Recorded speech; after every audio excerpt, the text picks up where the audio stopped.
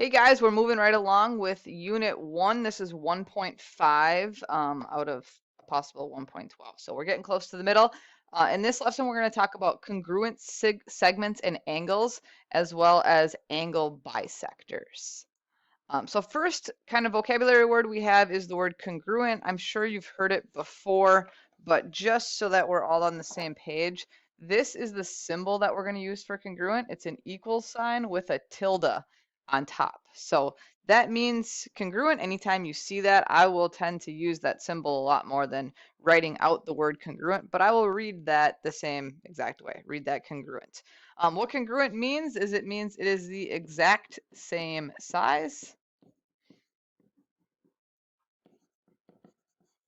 and the exact same shape.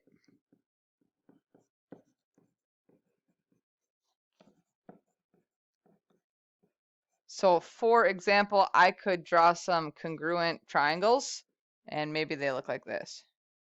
Maybe it's that guy and that guy. They're congruent, or they were meant to be. Exact same size, exact same shape. They could be flipped around and turned and, put upside down, but ultimately same size, same shape. So in this lesson, we're going to keep it fairly simple just by talking about segments and angles, which are congruent. So congruent segments, as it says in the definition here, again, make sure that you get all this written down. They're segments that have the same exact length. Obviously, they're going to have the same shape. They're both segments, so they're going to look the same. But in order for them to be congruent, they have to have the exact same length. So there's a couple examples here. We have segment AB and segment CD that are congruent. We have segment PQ and segment RS, which are congruent. And there's something on here that tells us they are congruent. There's no numbers on this definition at all. So we wouldn't know for sure. We're not going to get a ruler out and measure them to make sure they're the same. But there are these tick marks. So you will notice that segment AB and segment CD each have one tick mark. That means that they're congruent. It doesn't mean that they're like 1 inch long. It just means that since they're marked the same, then they must be the same. Okay, and then same thing on PQ and RS. They have 2 tick marks, so we know that they're the same. So the notation looks like this, and you would read that segment AB is congruent to segment CD. It's nice that we have all this notation stuff so that we don't have to write out that entire sentence. Okay, now if you wanted to talk about the length, if you wanted to say that the length of AB is equal to the length of CD, you could do that. It's true, their lengths are the same, but you would write it a little differently. You would say AB equals CD without putting the bars on top. So if you see bars, if you see these bars on top, you need to use the congruent symbol. Okay, if you do not see bars on top, then you can use, and you should use, the equal sign. So we'll get in the habit of that as we go through these things. Second thing here is congruent angles. Angles, again, they're just by nature, they're going to have the same shape, I guess, because they're angles. But in order for them to be congruent, they have to be the exact same size. So the two that they gave you here are angles TUV and angle XYZ. They're congruent because they have the same arc mark. They each have one arc mark. It says down here that those are arc marks. And then that second set, FGH and JKL, those two angles have 2 arc marks, so we know that they are congruent. Now, if we gave them sizes, say I said this guy is 90 degrees and this guy is also 90 degrees, and I wanted to tell someone that those 2 angles are equal, or their measures are equal, I could do that. I would have to add an M, and I could say measure of angle FGH is equal to measure of angle JKL. Now, it may seem like I'm stressing this a lot, and it's because I am. These are numbers. A measure is a number. A measure is a number. Numbers can be equal to each other, okay? Diagrams can't be equal. These are diagrams. Diagrams are not equal. Diagrams are congruent. So pictures, diagrams use the congruent symbol. numbers, measures, use the equal sign. All right, let's try a little example here. Hit pause, sketch a nice picture here. It says if the measure of angle XWZ is 127, I'm going to add a degree sign there. What is the measure of angle YWV? Okay, so looking at the picture, the very first thing I notice is that we have a single arc mark here and a single arc mark here, meaning those two angles are congruent. If they're congruent, it means they're the same. It means they have the same measure. So we can also put 32 degrees in here.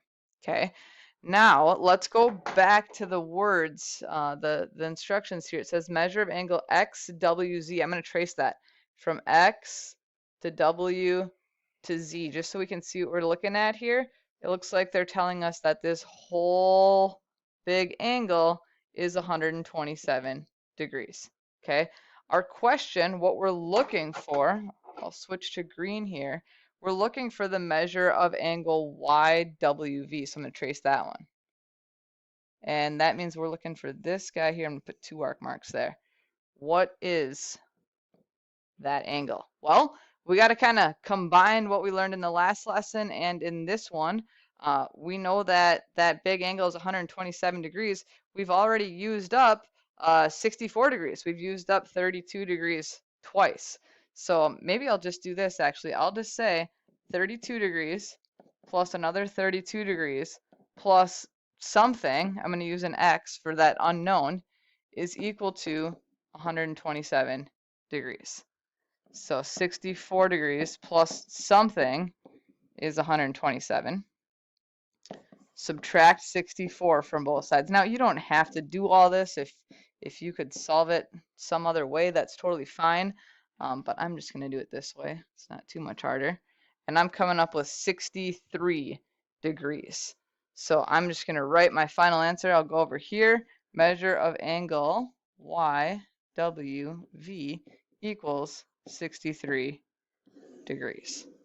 That's the final answer. You could always grab a calculator, do it by hand, add all those together, 63 plus 32 plus 32, and make sure that you end up with 127 degrees. But I think you did that correctly. All right, and then last thing to talk about here is the angle bisector. So an angle bisector, bisect means to cut in half.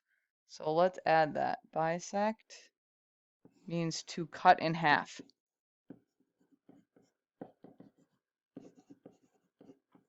So I just have a pre-made angle up here. Let's give it a name first. Let's call it angle ABC.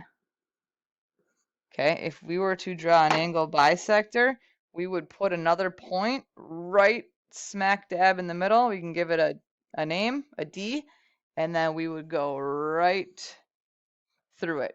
Okay, so our angle bisector would be that ray BD. So in this case, BD bisects angle ABC. Okay, so what that means is that if maybe our entire angle, this angle here, had been, let's call it 60 degrees, that bisector would cut it in half into 2 congruent parts. So 30 degrees and 30 degrees. Hopefully a pretty simple concept once again. Okay, so in summary, tick marks and arc marks are kind of the important things to pay attention here when we're talking about congruency. So use tick marks to mark congruent segments, use arc marks to mark congruent angles. Look for them in your diagrams all year long. They are going to tell you so much information as we go along throughout geometry. So tick marks and arc marks.